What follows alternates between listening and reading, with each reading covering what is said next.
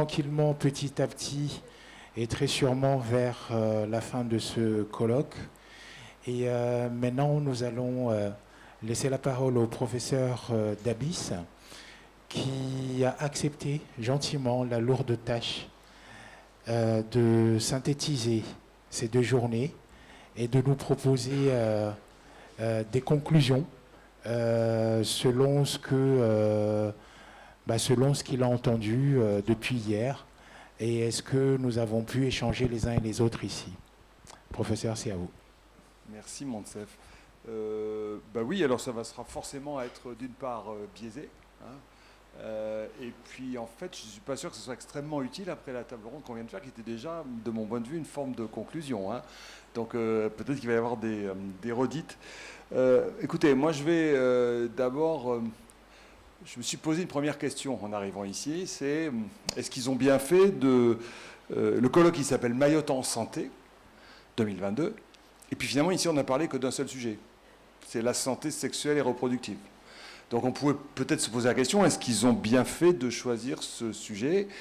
Et évidemment, dès la première journée, voire même, j'ai envie de dire, dès la première présentation, après la mienne, on a bien vu que la santé sexuelle et reproductive, c'est au cœur des enjeux de santé sur ce territoire. Et c'est peut-être au cœur des enjeux de santé sur ce territoire, parce qu'on a affaire à une population très jeune, on ne voit pas ça ailleurs. On a affaire à une population qui a des difficultés sociales, éducatives, économiques, de toutes sortes, et donc dans laquelle il y a beaucoup de groupes vulnérables, divers et variés, multiples, des jeunes, je viens de les citer, des travailleuses et des travailleurs du sexe, on en a parlé, des hommes ayant des rapports sexuels avec des hommes, on en a moins parlé, et on a vu que c'était difficile d'en parler, si j'ai bien compris, ici. On a suspecté qu'il y avait aussi un groupe de plus en plus important d'usagers de différentes drogues ou de différentes addictions. Et qu'on a aussi évoqué pas mal de sujets de déni et de discrimination. Voilà. Donc, au vu de tout ça, on aurait envie de dire c'était normal de choisir ce sujet, et tu as bien fait, Moncef. Et on est en plein milieu des sujets du territoire. Mais j'ai envie de dire, on aurait pu faire du coup ce colloque ailleurs. Parce qu'il y a d'autres territoires en France où on a pas mal de ces problématiques. Seulement voilà, ici, j'ai découvert, c'est un peu naïf ce que je dis, mais en tout cas, on a découvert collectivement au cours des 2 jours que à tous ces problèmes qu'avait ce territoire, il y avait un problème qui les surpassait tous, c'est les problèmes qu'on va appeler liés au flux migratoire, pour être pudique ou poli, qui est probablement quand même le déterminant central de tout ce qu'on est en train de décortiquer et sur lesquels on est en train d'essayer de proposer des solutions.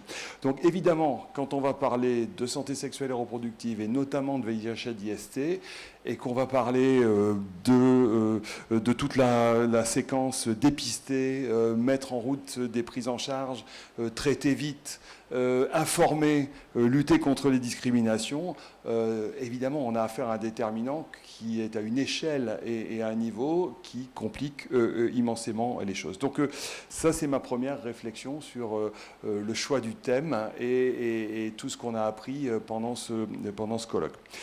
Alors ma deuxième réflexion, c'est est-ce qu'il y a des acteurs et est-ce que donc finalement c'est aussi normal qu'on discute de ça? D'abord je constate qu'au bout de 2 jours, il y a quand même un certain nombre de gens dans la salle, plus tous ceux qui sont connectés.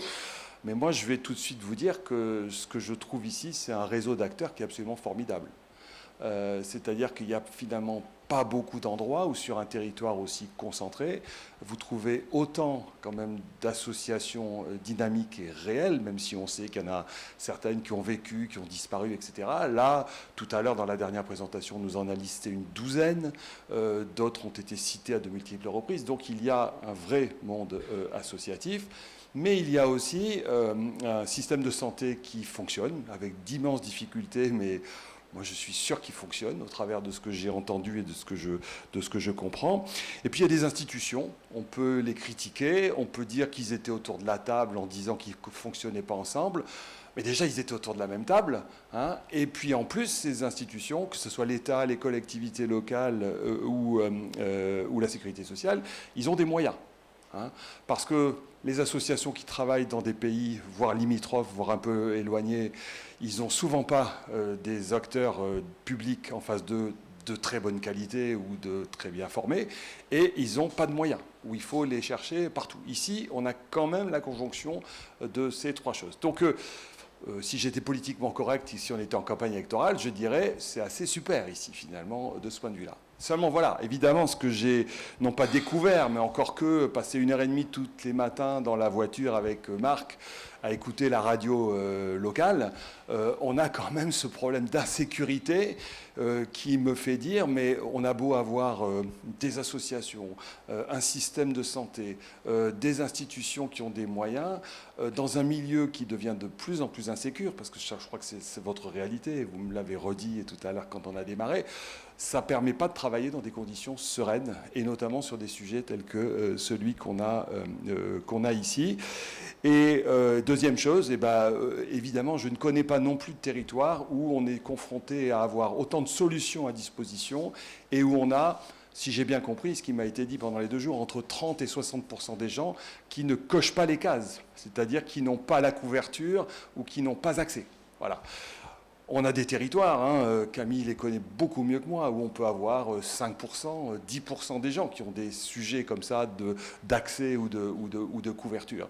Mais là, on a parlé de 30 à 60%, c'est-à-dire de majorité. Donc, vous avez beau avoir des solutions, vous avez beau avoir des moyens, vous ne pouvez pas nécessairement les appliquer aux gens que vous avez en face de vous. Et donc, ça me semble tout à fait remarquable et mérite d'être cité en conclusion, si je peux le faire. Et puis, la troisième chose qui est aussi évidente, et j'avoue que évidemment c'est très problématique, c'est votre problématique de ressources humaines, c'est-à-dire que vous êtes en manque criant de ressources humaines et de ressources humaines durables ici sur ce territoire. Est-ce que vous différez de ce point de vue-là, d'ailleurs tant que ça, de ce que nous vivons sur l'ensemble du territoire en France? Parfois je me le demande. Hein. Moi, j'ai un copain plus âgé que moi qui était médecin généraliste à 70 km de Bordeaux, milieu rural, vers la Dordogne, région paisible. Vous savez, les Anglais qui sont venus s'installer, acheter des baraques, etc. Quand il a commencé sa carrière, donc vous voyez, dans les années 80, on va dire, ils étaient 5 médecins. Okay, il vient de prendre sa retraite. Il est le 3e médecin généraliste à prendre sa retraite. Aucun médecin généraliste ne s'est installé sur le territoire. Les 2 autres vont partir dans les 4 ans à venir.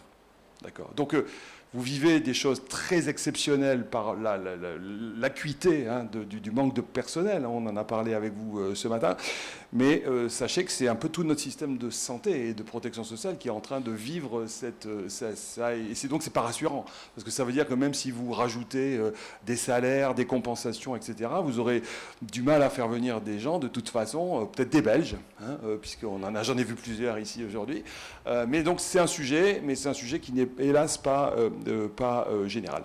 Voilà. Et alors, quand j'ai fini de décrire ce paysage, évidemment, ce qui est frappant, c'est qu'on pourrait quand même mieux coordonner, c'est évident, même si vous le faites, mais c'est vrai que là, il y a un souci de coordination, et donc vous l'avez assez bien dit, on l'a dit dès hier matin, donc on ne va pas revenir là-dessus.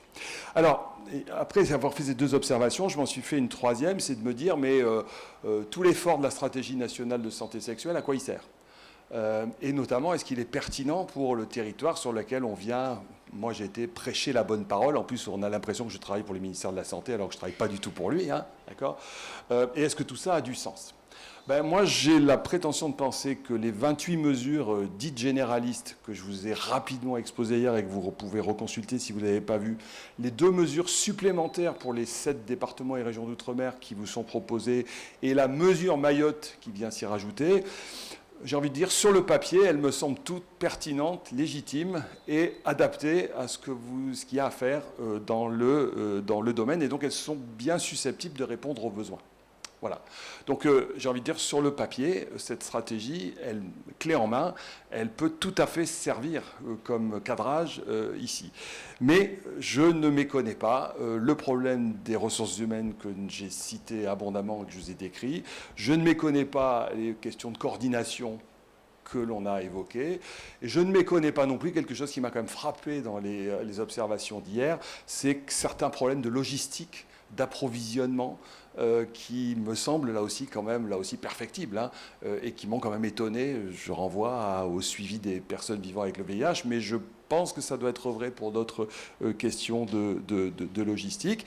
Et puis je renvoie au fait que certaines des mesures qui sont décrites dans cette feuille de route, comment vous les appliquez à 30 à 60% des gens qui n'ont pas de papier ou qui n'ont pas de couverture, ou ni l'un ni l'autre. Hein, voilà. Et donc j'ai bien conscience que certaines des mesures qui vont apparaître phares pour la stratégie nationale, que le ministère va mettre en avant, que prochainement le prochain ministre, qui arrivera bien vers le mois de mai par là, va vouloir s'approprier.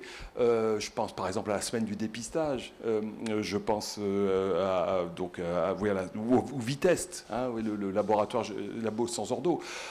Ici, ça a une saveur un peu compliquée. Une saveur un peu compliquée quand il n'y a, on me l'a dit, qu'un seul laboratoire d'analyse sur tout le territoire, et que donc si on se contentait de faire de la promotion de labos sans ordo ou de vitesse, et qu'on dise que tous les gens vont dans un truc dans le pays, enfin dans tout le territoire, et qui vont faire la queue et qu'on ne peut plus faire autre chose, ça n'aurait strictement aucun sens. Donc il faut aller vers les véhicules, enfin tout ce que vous avez, les drones, les autotests, tout ce que vous avez discuté. Voilà, alors j'en arrive vraiment aux conclusions, à mon avis, qui sont sur 3 sujets.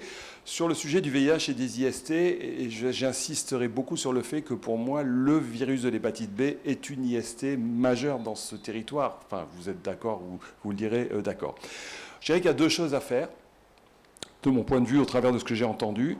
Beaucoup plus d'informations pour une forme de banalisation de la discrimination.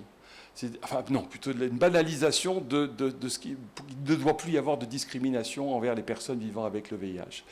Et ça veut dire qu'il faut bien faire passer le message I égale I, hein, indétectable égale intransmissible, ou U égale U, que les VIH pris en charge sont des personnes absolument comme les autres. Là, il y a encore, je crois, beaucoup de progrès à faire là-dessus. Et il faut vraiment, cette lutte contre la discrimination, ça doit vraiment être une préoccupation constante, parce que c'est pas gagné. Et puis, il faut dépister. Hein. Et ça, il n'y a aucun doute ici. Il faut amplifier les choses. Je pense que le système de santé peut répondre aux gens qu'on dépistera. Donc, je ne suis pas très inquiet par ça. Hein.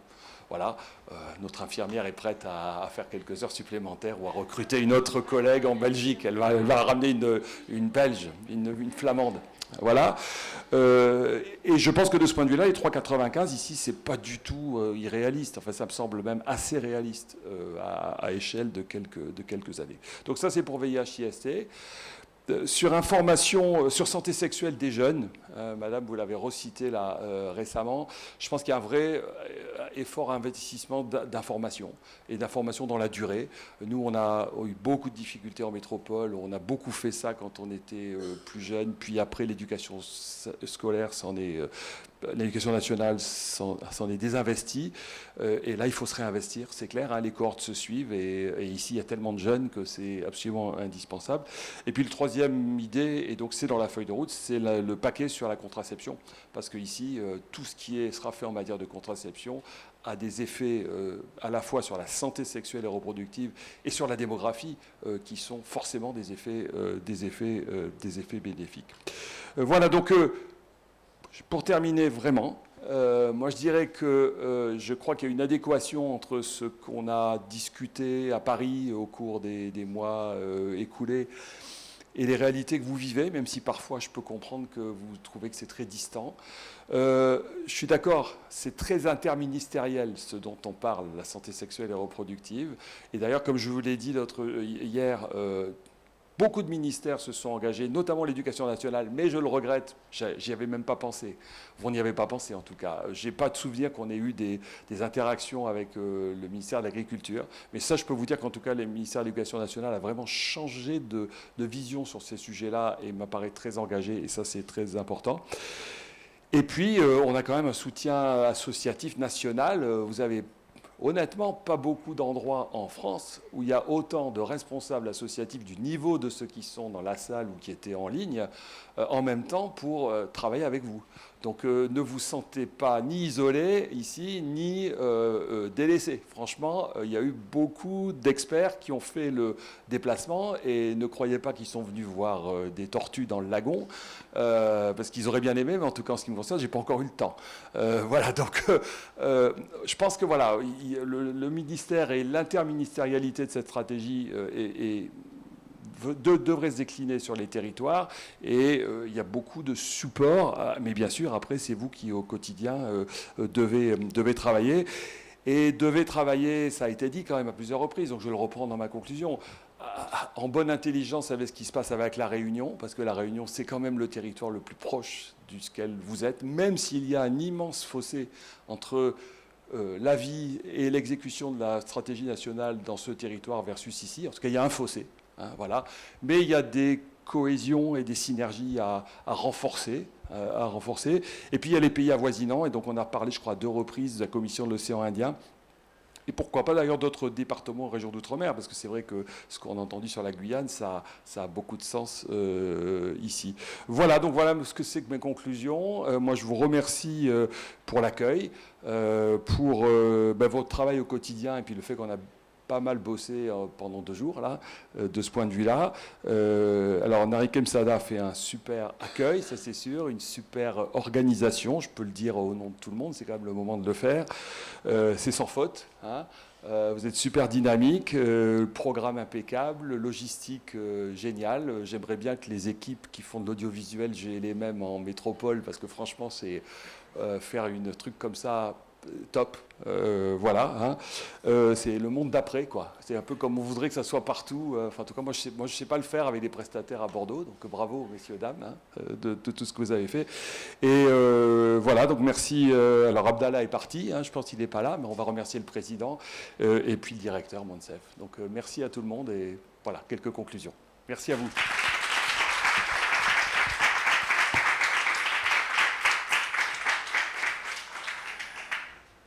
Merci infiniment, professeur Dabis, pour ces conclusions que nous n'hésiterons certainement pas à développer et à voir comment nous pourrons les mettre en œuvre, bien entendu, dans cette dynamique qui est la nôtre.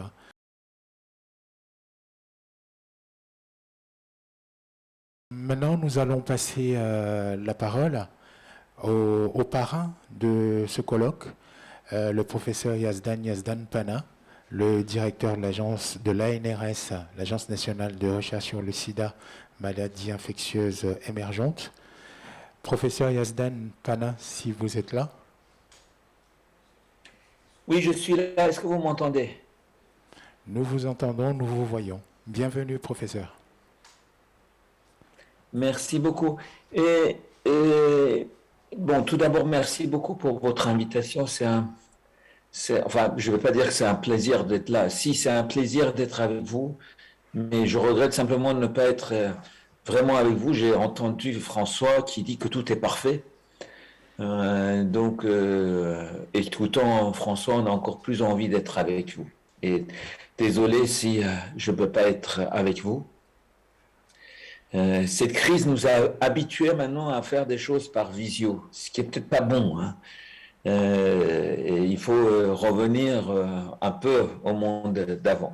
En tout cas, merci pour votre invitation. Merci aussi de nous avoir demandé de parrainer votre manifestation.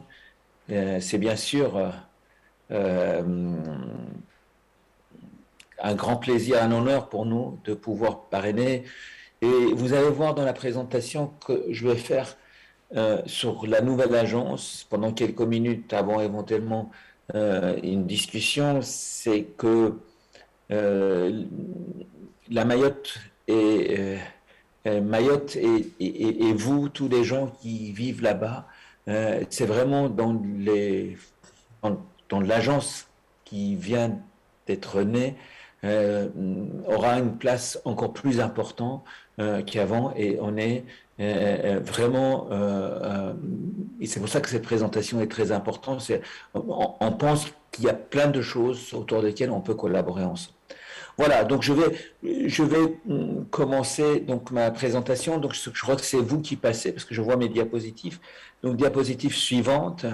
Donc en fait, l'agence ANRS maladies infectieuses émergentes est née de la fusion de l'ANRS historique et Reacting, en réponse à l'exigence d'une meilleure coordination de la recherche dans le champ des maladies infectieuses en général, et VIH, hépatite, tuberculose, IST d'un côté, et maladies infectieuses émergentes de l'autre côté.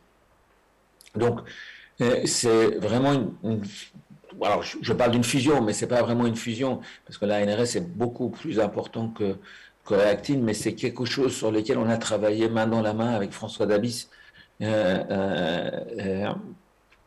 au cours de l'année 2020 pour mettre en place cette nouvelle agence. Alors, vous êtes probablement les premiers à voir le nouveau logo de l'agence aussi, hein, que vous voyez là. Alors, c'est vrai que moi, je ne peux pas pointer, mais vous le voyez en haut, en bas. Et vous allez voir, j'espère que ça vous va. J'espère que François aussi, ça lui va parce qu'il ne l'a pas vu. Diapositive suivante. Donc, c'est objet de la nouvelle agence, et ça, j'insiste beaucoup pour dire qu'on a cette culture de l'ANRS historique qui est qu'on n'est pas simplement une agence de financement, mais on est une agence aussi d'animation, de coordination, d'évaluation et de financement. Et pour nous, le fait d'avoir la coordination et l'animation en plus de financement est extrêmement important. Le périmètre, je l'ai déjà évoqué, ça veut dire on s'élargit vers les infections émergentes et émergentes, en plus de VIH, hépatite, mais aussi tuberculose et IST, sur lesquels l'agence était ouverte déjà à partir des années 2018. Donc l'idée, c'est vraiment de faire à la fois ce qu'on appelle du top-down, ça veut dire impulser des projets structurants, mais en même temps faire du bottom-up, ça veut dire rester à l'écoute des chercheurs. Diapositive suivante. Donc, l'idée, c'est vraiment d'être comme avant transdisciplinaire, de partir de la recherche fondamentale jusqu'à santé publique. Et je peux vous dire que autant c'est une culture de l'ANRS, autant pendant cette crise, j'ai vu encore plus comment entre ces différentes disciplines, il y a parfois des murs. Et vraiment, c'est à nous de travailler pour que ça soit un continuum dans l'ensemble de ces domaines. Dans l'ensemble des champs thématiques, en ouvrant vers un seul santé, ce qu'on appelle One Health, et en ouvrant vers la santé globale au niveau international, que ce soit le Sud et l'Europe. Diapositive suivante. Alors, je vais passer vite, hein, mais juste pour vous dire qu'au cours de la première année, c'est incompréhensible cette diapositive, hein, mais juste pour vous dire, au cours de la première année, compte tenu de cette extension du champ, il fallait faire trois choses. Un, embaucher les gens. Et en fait, on est passé de 60 personnes environ à l'ANRS historique à maintenant 120 personnes. Diapositive suivante. Alors, on a rajouté un certain nombre de départements qui n'existaient pas, comme soutien structurant. On parle plus de département sud, mais partenariat et international. On a créé un département innovation. Il y a maintenant un directeur adjoint au niveau de la NRS. Donc, on a un peu changé les différents départements et surtout embauché les gens. Bon. Donc, ça, c'était la première étape qui est toujours en cours parce que le champ a beaucoup augmenté. Diapositive suivante. Deuxièmement, il fallait travailler sur le budget. Et j'en parle parce que c'est important. Première chose sur lesquelles beaucoup, mais y compris moi, on était extrêmement attentif, je ne dirais pas inquiet, je dirais attentif, c'est qu'on ne touche pas au budget de VIH, hépatite, tuberculose, ça veut dire budget, la dotation récurrente de l'ANRS, qui est environ 40 millions d'euros. Et on a réussi pour le moment de garder ça. Après, il fallait chercher de l'argent pour les maladies infectieuses émergentes. Pour ça, on nous a demandé de déposer des projets, travailler sur les projets et travailler sur de nouveaux outils. Un des outils, c'est ce qu'on appelle le plan d'équipement et de projet prioritaire de recherche, qui sont des instruments qui vous donnent jusqu'à 80, 100 millions d'euros. Nous, on a obtenu 80 millions d'euros pour 3 à 5 ans et qui nous permet de lancer des appels à projets autour de l'émergence. Que ce soit la science fondamentale, que ce soit les infrastructures, que ce soit les sciences sociales et santé publique. Et donc ça, on a obtenu probablement maintenant sur 3 ans. On a obtenu aussi, je vais revenir sur ça un peu plus en détail, un PHRC maladies infectieuses émergentes, 10 millions par an. On a obtenu pour la recherche autour des pays du Sud et les infrastructures 10 millions pour 2022. Pour l'instant, on n'a pas réussi à pérenniser ça au-delà. Et enfin, on a obtenu, mais ça c'est au coup par coup, des financements pour répondre à la crise. En 2021, on a eu 80 millions d'euros. En 2022, on a demandé 40 millions d'euros. Donc vous voyez, finalement, en termes de budget, on avait 40 millions d'euros pour le VIH, sida, hépatite, tuberculose, IST. On voulait 40 millions en regard pour tout ce qui est émergence. On n'est pas loin. Le seul problématique, c'est que c'est des instruments différents, et d'une part, et d'autre part, c'est pas pérenne encore. Je dirais qu'on a pour 3 à 5 ans, donc on travaille dessus. Un mot sur le PHRC, diapositive suivante, parce que c'est quelque chose qui peut vous intéresser, à Mayotte notamment. C'est une PHRC maladie infectieuse émergente, donc vous voyez en rouge, avec un budget qu'on a obtenu autour de 10 millions, sur le périmètre des maladies émergentes, donc par exemple la dengue ou les arboviroses vont certainement rentrer dedans, les viroses respiratoires, et il va y avoir un calendrier qui sera identique à tous les PHRC, ça veut dire 2 étapes. Mais probablement, il va y avoir une PHRC mieux accélérée en 2022, mais on est en train de travailler dessus. Diapositive suivante. Donc, ça c'est quelque sorte, diapositive suivante, alors je ne sais pas si vous m'entendez. Donc ça, c'était donc, de pouvoir embaucher les gens, 2, trouver le budget. On a écrit beaucoup de projets pour avoir ce budget. Alors, il y a une diapo qui a sauté, on déménage aussi. On déménage vers à Paris toujours, bien sûr, entre Ballard et Porte Versailles. On a déménagé là, cette semaine d'ailleurs. Hein. Il y avait une photo, c'est assez beau. On aura un étage, on sera avec surtout tous ceux qui sont autour de santé numérique. On a commencé aussi à travailler pour essayer de mieux déterminer les priorités de recherche. La diapositive suivante. Alors, je vais aller assez vite, hein, mais avec l'idée toujours d'avoir des liens entre recherche fondamentale, je vous ai dit, jusqu'à sciences sociales, vraiment de mettre tout ce qui est autour de drug discovery plus, avoir une approche plus populationnelle.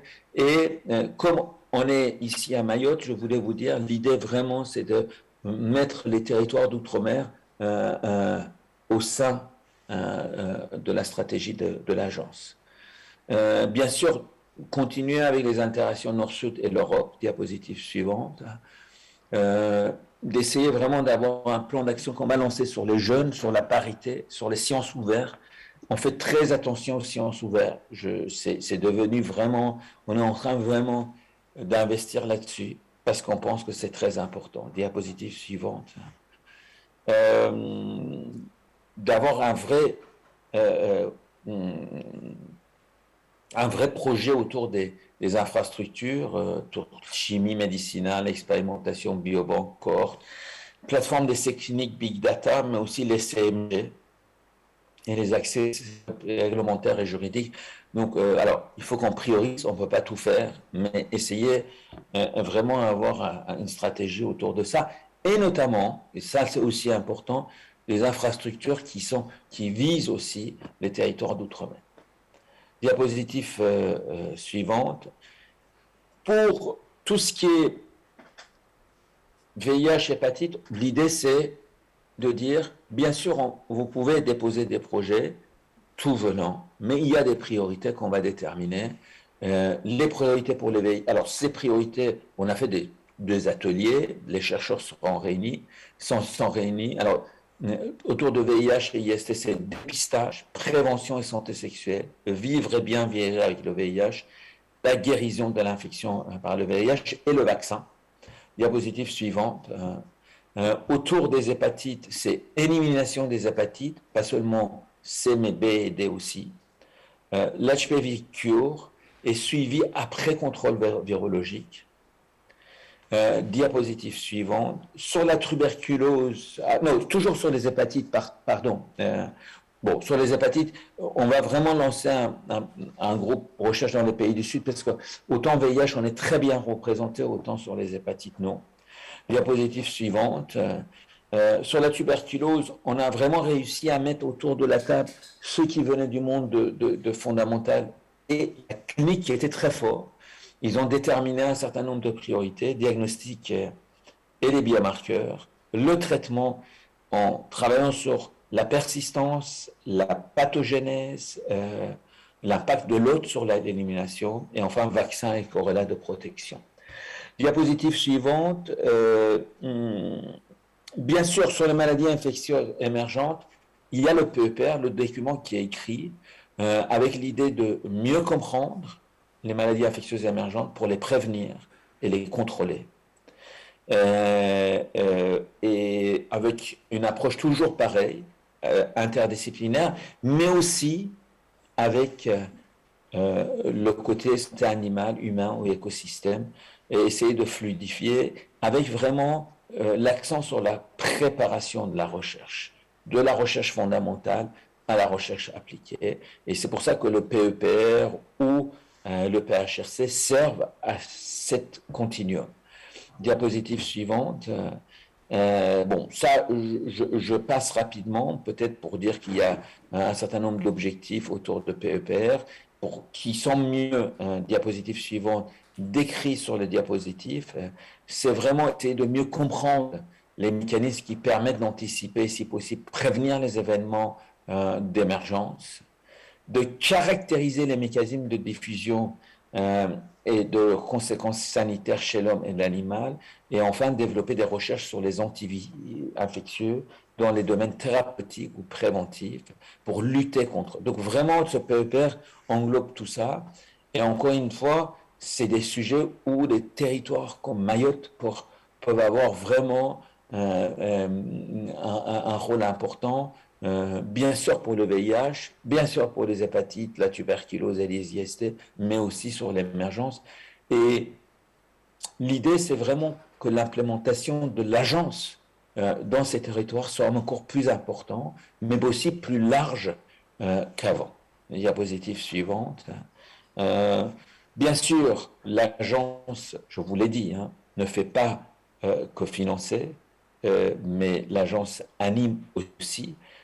On est en train de travailler sur ces processus d'animation d'agence pour les revoir. On le fait par touche. On a la stratégie scientifique. Là, on l'a. On va avoir quelqu'un qui maintenant écrit pour le mois de septembre tout ce que je vous ai raconté.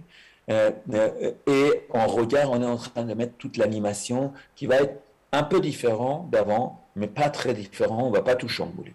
Et bien sûr, en rose, vous voyez, dans tout ça, le rôle des associations et de la société civile va être extrêmement important sur le VIH hépatite, mais aussi autour des autres pathologies, par exemple pour le Covid long, avec les associations JIVA notamment. Donc, je pense que tout ça pour vous dire que même si aujourd'hui la thématique c'était VIH hépatite, et bien sûr qu'on sera présent, mais notre présence et notre, j'espère, collaboration avec vous, ce sera encore plus important compte tenu de l'ouverture de l'agence à d'autres thématiques. Encore merci pour votre invitation et ravi d'être avec vous.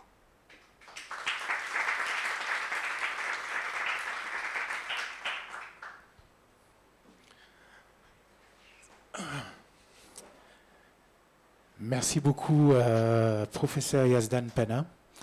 Nous voici arrivés au bout de ces 2 jours de colloque, Mayotte en santé. 2022, ça a été précisé. Ça veut dire qu'il y aura 2023, Inch'Allah, 2024, 2025. Des ouvertures qui s'annoncent, à voir comment nous pouvons nous impliquer dedans. Je voulais remercier infiniment les gens qui ont pris part à ce colloque au nom du COPIL Mayotte sans sida qui réunit plusieurs acteurs, autant institutionnels que de terrain. Vous les avez vus ici pour la plupart pendant ces 2 jours. D'autres acteurs, d'autres partenaires hexagonaux, je pense à l'IAPAC avec Bertrand Audouin, pardon, Gilead et d'autres, j'en oublie certainement, mais le professeur Dabis a dit quelque chose tout à l'heure, et c'est vrai, j'en discutais avec mes collègues, nous avons quand même ici SIDAction, Aide, Sida Info Service, Bordeauxville sans sida, avec Clara que nous essayons d'adopter, mais aussi le professeur Dabis. Et je vous remercie infiniment au nom de mes camarades, au nom de tous les acteurs qui ont participé à ce travail de diagnostic. Et nous sommes très heureux, très honorés de vous avoir accueillis ici, de vous avoir aussi montré notre réalité parce que ça faisait partie des objectifs. Et pour que demain, si l'opportunité se présente, vous puissiez dire « Ok, j'étais à Mayotte, voilà comment ça peut se passer là-bas ». Et voilà, beaucoup de choses ont été dites, d'autres, il y en a d'autres hein, certainement, mais c'est un bon démarrage et on a hâte d'être en 2023. Entre-temps, il va falloir travailler, beaucoup travailler, avec les uns et les autres. Encore une fois, merci à vous. Et bravo.